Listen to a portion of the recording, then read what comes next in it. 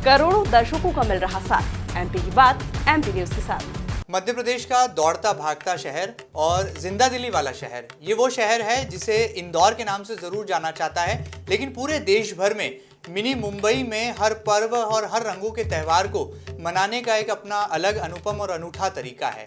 और ऐसे में जब बारी हो होली के बाद रंग पंचमी की, तो ये पूरा इंदौर जो है सतरंगी छटाओं से जो है अपने आप में समाता नजर आता है। और इंदौर की रंग पंचमी न केवल भारत देश बल्कि पूरे विश्व भर में अपनी एक अलग पहचान रखती है।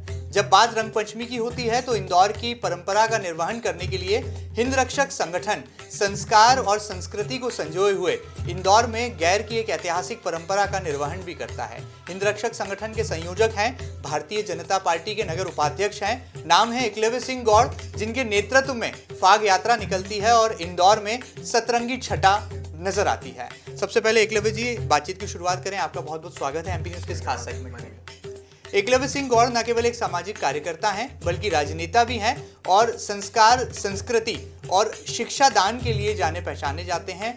युवाओं को संस्कार से जोड़े रखना और तमाम तरह से कहा जा सकता है कि धार्मिक मान्यताओं का ध्यान रखते हुए राजनीति के पथ पर चलना, ये एकलव्य सिंह गौड़ की एक अपनी अलग अनूठी शैली है, उनकी अलग पहचान है। सबसे पहले रंग पंचमी की बात है तो रंगों के इस त्यौहार की एकलव्य जी आपको बहुत सारी सबसे पहले तो शुभकामनाएं। हम जानना चाहेंगे कि जी हिंद रक्षक संगठन की ये जो पारंपरिक गैर है, जो कि राधा कृष्ण फाग यात्रा के नाम से पूरे विश्व भर में प्रसिद्ध है, किस तरह से इसकी शुरुआत हुई और स्वर्गीय लखन दादा ने जब पहली बार इसकी नींव रखी तो क्या उनके मन में विचार थे और उनके तमाम विचारों का जो कहा जा सकता है उनके पथ पर आप आगे बढ़ते हुए इस परंपरा का निर्वहन करते आ रहे हैं? राधा कृष्ण फाग यात्रा की शुरुआत एक बहुत इंटरेस्टिंग किस्सा है। जी जी बिल्कुल। गेरों का चूंकि इतिहास बहुत पुराना है हमारे शहर का जी, तो जो स्वरूप आज से 20 या 25 साल पहले इंदौर शहर की होली का होता था जी, उससे लखन दादा सहमत नहीं थे, क्योंकि वो देखते थे गेरों का जो स्वरूप था।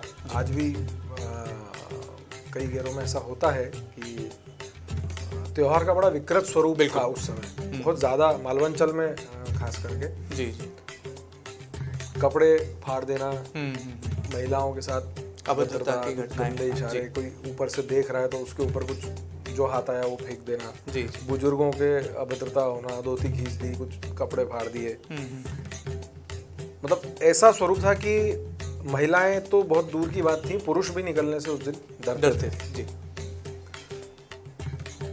सामान्यतः दादा ऐसे आयोजन में जाते नहीं थे जी, पर किसी मित्र ने बहुत आग्रहपूर्वक उनको बुलाया तो वो यात्रा में गए और वहाँ जो दृश्य उन्होंने देखे, और एक छोटा सा एक घटना उनके साथ हुई कि कीचड़ से और बहुत ही खराब कपड़ा एक गंदा सा आके उनकी पीठ में बहुत तेजी से पड़ा। और उसके बाद जो दृश्य उन्होंने देखे पूरी यात्रा में, उसी दिन संकल्प कर लिया कि इस तरह से तो होली का त्यौहार हम शहर को नहीं मनाने देंगे। हम कुछ सात्विक, पारंपरिक और धार्मिक उससे स्वरूप में इसको जी, हाँ, क्योंकि वो हमेशा बोलते थे कि भगवान राधा कृष्ण के समय से ये इतना पवित्र पावन त्यौहार है जी, जी, जी, कि उस समय ये स्वरूप तो नहीं रहा होगा। बिल्कुल ठीक बात। निश्चित रूप से बहुत सात्विक, पारंपरिक और धार्मिक स्वरूप रहा होगा। तो वैसी कल्पना के साथ उन्होंने अपने कुछ साथियों के साथ बैठक की जी, और ये तय किया कि हम इस त्यौहार का स्वरूप बदलेंगे और इसी स्वरूप में हम निकालेंगे जी। तो भगवान राधा कृष्ण का एक रथ होना चाहिए, और महिलाएं होना चाहिए जी, और भजन मंडलियां होना चाहिए, एक बहुत ही आदर्श स्वरूप। तो जब ये कल्पना उन्होंने उनके मित्रों के सामने रखी तो कई को आश्चर्य हुआ, कई हंसे, ये आप असंभव बात कैसे संभव होगा। बिल्कुल ठीक बात कि रंग पंचमी के दिन और महिलाओं का निकलना शहर में, ये असंभव सी बात थी। पर उनकी दृढ़ संकल्प शक्ति थी। उन्होंने अपने साथियों को मनाया, इसके लिए तैयार किया कि जितने यहाँ बैठक में उपस्थित हैं कम से कम वो लोग तो चलेंगे मेरे साथ। सभी ने बोला कि हाँ हम तो चलेंगे आपके साथ। बोले हम इतने ही लोग निकाल लेंगे। और आपने देखा है तब से लेकर कि संपूर्ण मालवांचल का एक त्यौहार सेलिब्रेट करने का तरीका बदल चुका है। लगभग 50 से अधिक फाग यात्राएं अपने जैसी दर्शक फाग यात्रा से प्रेरणा लेकर उस स्वरूप में निकलने लगी है। मातृ शक्ति बहुत बड़ी संख्या में बच्चे, बूढ़े, परिवार सहित लोग इस फाग यात्रा में शामिल होते हैं और अन्य आयोजनों में शामिल होते हैं। लगभग 2000 से ज़्यादा स्थानों पर फाग उत्सव होने लगे हैं। जी। तो त्योहार को लेकर जो एक भय और संकोच था लोगों के मन में, उसको दूर करना ये फाग यात्रा का मुख्य उद्देश्य था। ये बहुत बड़ी बात है। ये फाग यात्रा का इतिहास ही कुछ ऐसा है, जैसा कि कहा रहा यहाँ पर एकलव्य जी ने, कि राधा कृष्ण के दौर में जब इस फाग यात्रा का एक प्रारूप, एक स्वरूप तय हुआ था, उसको संस्कृति में समाविष्ट करके एक सभ्य तरीके से सभ्य समाज का उदाहरण भी जो है एक तरह से बनता दिखाई देता है। इंदौर का ये गैर निकालने का जो परंपरा है, और इंदौर में जो गैर निकलने का कारवां है, ये जब शुरू होता है तो कहा जाता है कि हिंदरक्षक संगठन इसमें जो है एक सुरक्षा का कवच बनकर जो है काम करता है। हिंदरक्षक संगठन के जो तमाम कार्यकर्ता हैं, पदाधिकारी हैं, या हम कहें हिंदरक्षक संगठन के जो सैनिक हैं, वो एक तरह से सुरक्षा भी जो है यहाँ पर नारी शक्ति को देते हैं। कितना चुनौतीपूर्ण हो जाता है एकलव्य जी आपके संगठन के लिए भी और कार्यकर्ताओं के लिए भी, कि एक सुरक्षा का घेरा भी बनाकर रखना और कोई मजनू यहाँ पर घुस ना जाए, कोई गलत हरकत करने वाला शामिल ना हो जाए, इस पर भी मॉनिटरिंग करना, निगरानी करना, कितना चुनौतीपूर्ण? देखिए, शुरुआत में तो शुरुआती सालों में काफ़ी मुश्किल रहा ही, क्योंकि एक अलग ही तरह का प्रयोग था। जी। आम जो युवा है, जिसको उसी तरह से होली मनाना पसंद है, तो वो उसको लेकर तैयार नहीं था। पर धीरे धीरे ये हुआ कि लोगों ने इसको बहुत पॉजिटिवली लिया और एक्सेप्टेंस के साथ उसको किया। और मतलब एक मान्यता बन गई, अब स्वीकार्यता हो गई कि नहीं, त्योहार मनाना तो इस स्वरूप से चाहिए। तो अब बहुत ज़्यादा हमको संघर्ष करने की आवश्यकता नहीं पड़ती। हाँ, कुछ छुटपुट रहते हैं, पर उसके लिए हम पूरी व्यवस्था रखते हैं। लगभग 500 कार्यकर्ता हमारे सुरक्षा में रहते हैं। उस हिंदरक्षक का जैकेट या दुपट्टा वो पहने रहते हैं। जी। और पूरी यात्रा में अलग अलग जैसे कुछ हिंदरक्षक के कार्यकर्ता भजन मंडलियों के साथ होते हैं, कुछ रथ के साथ होते हैं, कुछ अन्य जगह, कुछ गुलाल उड़ाने वाली गाड़ियों के साथ, ऐसे सेक्टर्स में हम बांट के उसको प्लान करते हैं। तो एक पूरा सुरक्षा दस्ता, व्यवस्थित ट्रेंड सुरक्षा दस्ता रहता है। जी। तो वो, और काफ़ी अनुभवी कार्यकर्ता है, वो वर्षों से वो ये काम करते आ रहे हैं। जी। तो अब इतनी कोई समस्या होती नहीं। बड़ी बात है, यहाँ पर चुनौती नहीं है, लेकिन पूरा ख्याल रखा जाता है ताकि महिलाओं की सुरक्षा को भी यहाँ पर प्राथमिकता दी जाए, और ये जो फाग यात्रा की परंपरा है, इसमें कोई विकृति ना हो, इसको लेकर भी सदैव चिंतित रहते हैं हिंदरक्षक संगठन के तमाम पदाधिकारी। और जैसा कि संयोजक एकलव्य सिंह गौड़ बता रहे हैं कि ये परंपरा का निर्वहन ही नहीं, बल्कि हमारी संस्कृति और संस्कारों का प्रदर्शन भी है। ऐसे में रंग पंचमी का ये जो त्यौहार है, ये पूरे विश्व भर में इंदौर को एक अलग मुकाम पर, एक अलग मंजिल पर भी ले जाता है। और इस बार ऐसा अनुमान लगाया जा रहा है कि कोई विश्व कीर्तिमान भी बन सकता है। एकलव्य जी, यदि मैं गलत नहीं हूं तो कोरोना काल की चुनौतियों को पार करने के बाद तकरीबन 2 साल का गैप बीच में रहा, इस बार ऐसा कहा जा रहा है कि जो क्राउड मैनेजमेंट है वो बहुत चैलेंजिंग होगा। लोग बड़ी संख्या में घरों से निकलने वाले हैं, और खासतौर पर आपकी जो सबसे प्रथम और कहा जाए इंदौर की सबसे पुरातन जो फाग यात्रा है, उसमें ज़्यादा से ज़्यादा लोग शामिल होने वाले हैं। इसको किस नज़रिए से देखते हैं, और क्या आप भी तैयार हैं कोई महा रिकॉर्ड बनाने के लिए? देखिए जी, हमने कोई ऐसा रिकॉर्ड बनाने के उद्देश्य से कोई नहीं प्लान किया है, पर मुझे लगता है कि स्वमें वो रिकॉर्ड बनने वाला है इस बार। जी। क्योंकि जो 2 साल का गैप रहा, उसके कारण जो उत्साह बना है त्योहार मनाने का, इस गैप के कारण। और हमने पिछले दिनों देखा कि महाशिवरात्रि का पर्व इंदौर में जिस प्रकार से मनाया गया है, जी, और उस प्रकार का मैंने तो मेरे जीवन में कभी देखा नहीं कि इस इतने उत्साह के साथ महाशिवरात्रि, छोटे आयोजन, काफी हर गली कुचे में आयोजन हुए। तो और फिर होली जो हमने देखी, इस बार की होली भी बहुत ही ज़्यादा उत्साह के साथ लोगों ने मनाई। तो उसको देखते मुझे लग रहा है कि इस बार सारे रिकॉर्ड अपने आप टूटेंगे। चलिए, बड़ी बात है, उम्मीद की जाना चाहिए, क्योंकि इंदौर स्वच्छता के मामले में नंबर 1 है, जिंदा दिली में सबसे अग्रणी रहने वाला शहर है। तो इस बार रंग पंचमी पर भी एक ऐसा ही कीर्तिमान जरूर इंदौर बनाएगा, जो कि पूरे विश्व में एक अनुपम मिसाल भी पेश करेगा। क्योंकि इतने बड़े स्तर पर, जहां पर यूनेस्को की टीम ने भी एक बार मॉनिटरिंग करी इंदौर के इसी गैर की परंपरा को, उन्होंने न केवल मॉनिटर किया बल्कि देखा और रिसर्च के तौर पर भी उसे लिया। तो ऐसे में इतना बड़ा क्राउड मैनेजमेंट का वृहद इवेंट इंदौर जिसे करने की पूरा मादा रखता है, पूरी ताकत रखता है, जरूर इस बार एक रिकॉर्ड बनाएगा, एक महा रिकॉर्ड बनाएगा। और उसमें हिंद रक्षक संगठन की जो भूमिका है वो अग्रणी रहेगी, ऐसी उम्मीदें की जा सकती हैं। एकलव्य जी, आगे बढ़ते हैं। इस गैर की परंपरा पर हमने बात की। आकर्षण का केंद्र अगर हम देखें तो इस बार हमने सुना है कि गोविंद कृष्ण दास जी आने वाले हैं, जो कि सोशल मीडिया के जरिए आज के नौजवानों को सनातन धर्म से जोड़ने का एक बहुत प्रेरणादायी काम करते हैं, एक पुण्य काम करते हैं। आपने कैसे उनको बुलाने का ये ख्याल जो है उसको आया आपके मन में, और कैसे अब आपको लगता है कि युवाओं के बीच में एक सकारात्मक संदेश लेकर जीकेडी आने वाले हैं? एक मित्र हैं जिनके माध्यम से उनसे संपर्क हुआ और मैं उनको खुद भी फॉलो करता रहा काफी समय से। तो उनका जो अंदाज है वो बड़ा अनूठा अंदाज है, और आज के सोशल मीडिया के युग में और खास करके वीडियो ब्लॉगिंग जो ब्लॉगर्स हैं आजकल, ट्रैवल वीडियोस बनाते हैं, अन्य अन्य वीडियोस बनाते हैं, ऐसे दौर में रिलीजियस प्लेसेस को कवर करना और उनको युवाओं के सामने लाना, छोटी छोटी स्टोरीज होती है। हर कोई एक हमारा कोई मठ है या कोई तीर्थ है, उसके पीछे कोई ना कोई कहानी, उसको लेकर के वो युवाओं के सामने जाते हैं। और खुद वो इस्कॉन से जुड़े हुए हैं और खुद बहुत ही अच्छा वो गीत भी लिखते हैं, गाते भी हैं बहुत अच्छा, और पूरे भक्ति भाव के साथ यूथ को धर्म से जोड़ रहे हैं। वो एक अनूठा उनकी शैली है, तो उनको बहुत उनके फॉलोअर हैं, पसंद करते हैं, यूथ आइकॉन है वो। तो मुझे बड़ी खुशी है कि उनसे संपर्क हुआ, और कोविड की तीसरी लहर के पहले हम कोई उनका एक कीर्तन का कार्यक्रम हम प्लान कर रहे थे, पर वो तीसरी लहर के कारण हो नहीं पाया। तो फिर हमने उनसे आग्रह किया कि आप क्यों ना रंग पंचमी, क्योंकि वो कृष्ण भक्त हैं जी, बिल्कुल ठीक बात। रंग पंचमी और होली राधा कृष्ण का त्यौहार है, तो उन्होंने सहर्ष स्वीकृति दी।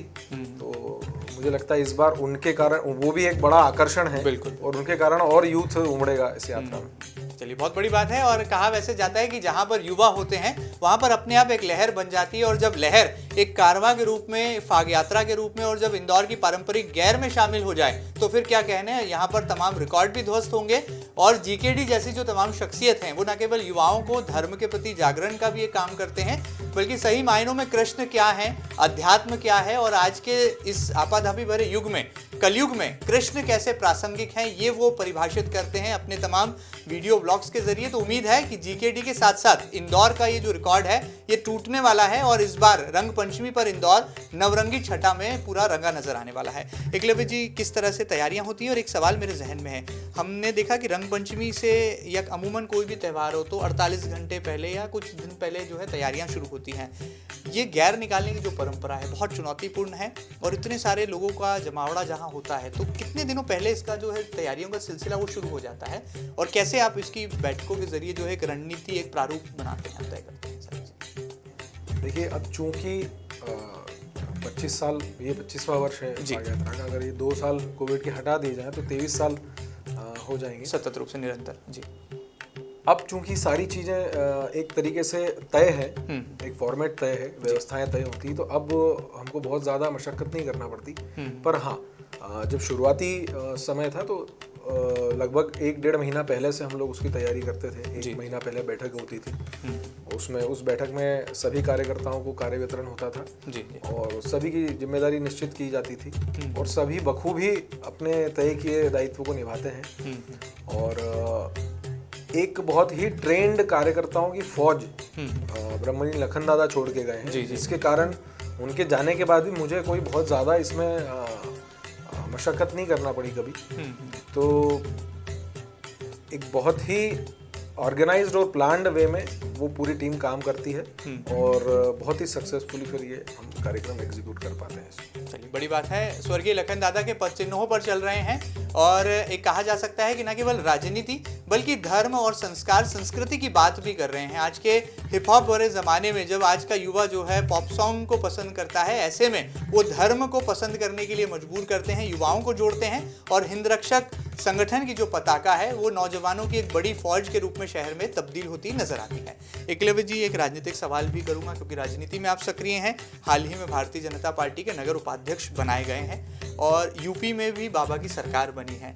हमने ऐसा सुना है कि जो भगवा रंग है इसका जो है भारतीय जनता पार्टी से बहुत गहरा नाता है, और अब तो राम मंदिर निर्माण भी शुरू हो गया है। तो क्या माने कि इस बार की जो फाग यात्रा है ये भगवा पताकाओं के साथ भगवा रंग में रंगी नजर आने वाली है? क्योंकि चौतरफा बीजेपी का बोलबाला है, 4 राज्यों में आपकी सरकार बनने जा रही है। देखिए, जब बीजेपी का बोलबाला नहीं था मध्य प्रदेश में, तब भी फाग यात्रा भगवा रंग में ही निकलती थी। जी। तो भगवा तो हमारी पहचान है, वो खून में है, और उसके बिना तो सनातनी, कोई भी सनातनी जो अपने आप को मानता है, उसका अस्तित्व नहीं है। तो वो हमारे जीवन का अभिन्न हिस्सा है। तो फाग यात्रा अपने नवरंग फाग यात्रा भी रहेगी और भगवा भी रहेगी। भगवा मतलब बाबा की सरकार का असर भी है, राम मंदिर निर्माण की खुशी भी है। निश्चित रूप से बहुत खुशी है, बहुत प्रसन्नता है। और भगवान राम जो हमारे पूरे देश के आराध्य हैं, जी जी, जन जन के मन में बसे हुए हैं, और मेरे पिताजी के आराध्य रहे हैं। पूरा मेरे पिताजी का नाम जरूर लखन था, पर जीवन पूरा राममय था उनका। बड़ी बात है। तो उनका जीवन पूरा उन्होंने राम जी को समर्पित किया, और अयोध्या जब कार सेवा हुई थी तो यहाँ से अपना दल लेकर वो बड़ी संख्या में गए थे। जी। और जितने भी उनसे लोग जुड़े हुए हैं, वो उनको पता है कि राम जी के प्रति कितनी अगाध श्रद्धा उनके मन में थी। तो निश्चित रूप से बहुत खुशी है, पर उनके नहीं रहने का दुख भी है, क्योंकि अगर वो होते और उनके सामने राम मंदिर बनते हुए देखते तो उनका सपना एक पूरा होता। उनका एक जीवन का सबसे बड़ा एक सपना था कि राम मंदिर को वो पूरा होते देखें। पर वो किसी न किसी रूप में हमारे साथ हैं और वो आशीर्वाद दे रहे हैं, और मुझे बड़ी प्रसन्नता है योगी जी के आने की भी जी, और राम मंदिर बनने की भी, और आपको जो नया दायित्व मिला उसकी भी। चलिए, बड़ी बात है। दायित्व की खुशी नहीं होती, दायित्व का बोध होता है, दायित्व बोध होता है।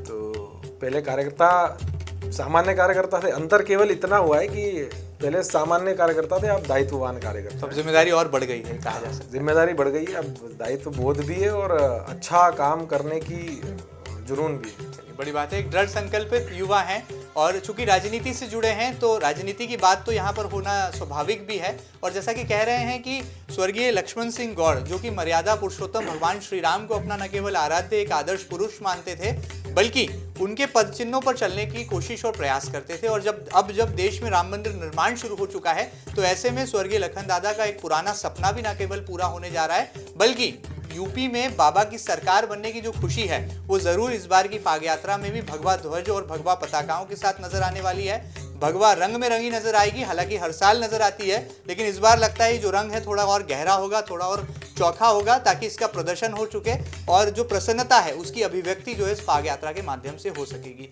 एमपी न्यूज पर लगातार इस फाग यात्रा का सीधा और लाइव प्रसारण भी आप देख पाएंगे। और जाते जाते हिंद रक्षक संगठन के संयोजक एकलव्य सिंह गौड़, कैसे आप तमाम दर्शकों से, इंदौर की जनता से अपील करेंगे कि इस संस्कारित और संस्कृति से परिपूर्ण फाग यात्रा का वो हिस्सा बने और अपने परिवार के साथ शामिल हों। मैं आपके माध्यम से आपके सभी दर्शकों से अपील करता हूं कि इस पारंपरिक, पारिवारिक, सात्विक और पूरे भक्ति भाव से ओतप्रोत राधा कृष्ण फाग यात्रा में आप सभी परिवार सहित शामिल हों। किसी के भी मन में कोई इस त्योहार को लेकर संकोच या भय हो तो वो अपने मन से निकाल दें। इस यात्रा का उद्देश्य ही यही था कि हर हिंदू के मन में अगर अपने त्योहारों के प्रति कोई संकोच या भय है, वो दूर हो जाए और पूरे उमंग के साथ सपरिवार आप इस यात्रा में शामिल हों, यही निवेदन है। चलिए, बड़ी बात है। निवेदन भी है, आग्रह भी है, अपील भी है, और हमारी संस्कृति की एक कहा जा सकता है अनुपम पहचान है रंग पंचमी का त्यौहार। और उस दिन जब इंदौर कोई मिसाल पेश करे तो जरूर आप भी अपने घरों से निकलें। रंगों की जो खुशी है उस अभिव्यक्ति को न केवल अनुभूति के रूप में स्वीकार करें, बल्कि इंदौर के इस महा रिकॉर्ड को कायम करने में भी अपनी आहुति और अपना योगदान प्रदान करें। एमपी न्यूज भी अपील करता है कि रंग पंचमी अपने घरों से निकलकर बनाएं, कोरोना काल की चुनौतियों की खुशियों को जाहिर करें, और जरूर से इंदौर की जो सालों पुरानी परंपरा है उसका निर्वहन भी बढ़ चढ़कर करें। फिलहाल एमपी न्यूज पर एक कोशिश थी कि एकलव्य सिंह गौड़ और हिंद रक्षक संगठन के कैसे प्रयास हैं जो कि रंग पंचमी की नवरंगी छटा शहर में और पूरे विश्व में एक अलग पहचान बनाने के लिए बिखेरने वाले हैं, वो आप तक पहुंचाएं। और एक महीने पहले से जो तैयारियां होती हैं वो कैसे अंतिम रूप तक पहुंचती हैं, वो पूरी कहानी आपको खुद एकलव्य जी ने सुनाई। ताजा तरीन खबरों के लिए लगातार बने रहें आपके अपने न्यूज चैनल एमपी न्यूज के साथ। फिलहाल दीजिए इजाजत, नमस्कार। करोड़ों दर्शकों का मिल रहा साथ, एमपी की बात एमपी न्यूज के साथ।